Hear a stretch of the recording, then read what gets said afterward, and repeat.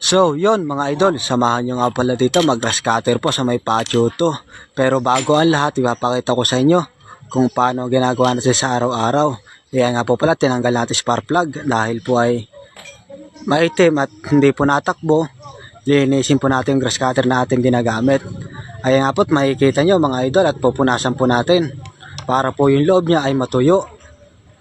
Para naman mabilis-bilis po mapatakbo yung grass cutter. Ayan po, kinakapit na po natin spark plug. Siya nga po pala, sa bricks tayo mag-grass cutter. Kaya ayan po, at magano tayo ng tanse. Tanse nga po pala gagamitin natin sa bricks.